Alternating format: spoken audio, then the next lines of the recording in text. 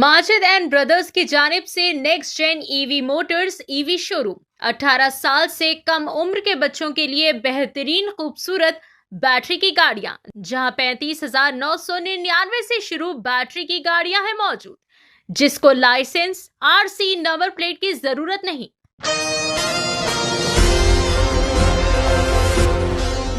आज बतारीख 2 अप्रैल बरोज़े जुमेरात को करीमनगर के 64 डिवीजन में पडाला श्रीजा अशोक गौड़ की ज़ेरे निगरानी कांग्रेस पार्टी की जानिब से प्रजा पालना प्रजा प्रणामिका प्रोग्राम का इनेकाद अमल में लाया गया। इस मौके पर बताया गया कि कांग्रेस के इख्तिदार में आने के बाद अवाम के दरमियान रहते हुए मुख्तलिफ सरकारी स्कीमात के ज़रिए अवाम को मुसलसल फ़ायदा पहुँचाया जा रहा है।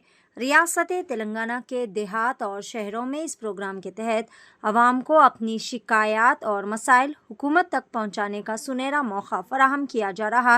इस प्रोग्राम का मकसद अवाम को बुनियादी सहूलियात से आरास्ता करना और इनके मसाइल को जल्द अज जल्द हल करना है।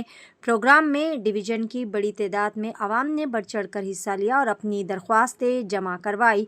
आइए देखते हैं इस खुसूस में वहाँ की चंद मनाजिर। पेश है करीमनगर से नुमाइंदा रिपोर्टर्स मोहम्मद शफीक अहमद और अफरोज़ खान की एशियन टीवी न्यूज़ चैनल के लिए खास रिपोर्ट। మిత్రులారా, ప్రజాప్రభుత్వం బాధ్యతలు స్వీకరించి 2 సంవత్సరాల 3 నెలలు పూర్తయింది. ఆర్థిక సవాళ్లను అధిగమిస్తూ గత పాలకుల తప్పిదాలను సరిచేస్తూ సంక్షేమం అభివృద్ధి విషయంలో రాజీ పడకుండా మన ప్రభుత్వం పనిచేస్తుంది. మేము పాలకులం కాదు, సేవకులం అన్న భావంతో ప్రజల ఆకాంక్షలను అవసరాలకే కేంద్ర బిందువుగా నిత్యం శ్రమిస్తున్నాం. ప్రతి నిర్ణయంలో ప్రజల మేలు, సామాజిక బాధ్యత, రాష్ట్ర భవిష్యత్తు దృష్టిలో పెట్టుకున్నాం. ఉప ఎన్నికల, పంచాయతీ ఎన్నికలు, మున్సిపల్ ఎన్నికల వరుస విజయాలతో ప్రజాపాలనకు మీ ఆమోదం, మద్దతు ప్రకటించారు. మీరు ఇచ్చిన ఈ ఫలితాలు మా బాధ్యతను మరింత పెంచుతాయి. 64 డివిజన్ నుండి పడాల శ్రీజ అజయ్ గౌడ్ ఈరోజు గ్రామ సభ నిర్వహించడం జరిగింది.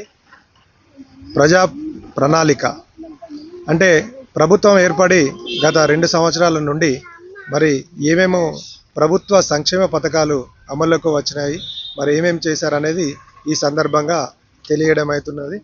మరి ప్రభుత్వం ఏర్పడిన తర్వాత మహిళలకు ఫ్రీ బస్సు కానివ్వండి, ఉచిత కరెంటు కానివ్వండి, ఇందిరమ్మ ఇండ్లు కానివ్వండి, కళ్యాణ్ లక్ష్మి కానివ్వండి, షాదీ ముబారక్ కానివ్వండి, ఇలా ఎన్నో ప్రభుత్వ సంక్షేమ పథకాలు మరి తీసుకురావడం జరిగింది.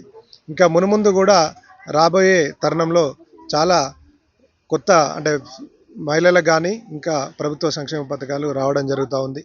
అలాగే ఈ 2 సంవత్సరాల నుంచి వచ్చినవి కూడా ఈరోజు మనం గ్రామ సభ పెట్టుకొని మరి తద్వారా చెప్పడం జరుగుతూ ఉన్నది. దీని ఏంటిదంటే ప్రభుత్వం బాధ్యతలు స్వీకరించి 2 సంవత్సరాలు 3 నెలలు పూర్తయింది. ఆర్థిక సవాళ్లను అధిగమిస్తూ గత పాలకుల తప్పిదాలను సరిచేస్తూ సంక్షేమ అభివృద్ధి విషయాల్లో రాజీ పడకుండా మన ప్రభుత్వం పనిచేస్తుంది. 18 साल से कम उम्र के लड़के और लड़की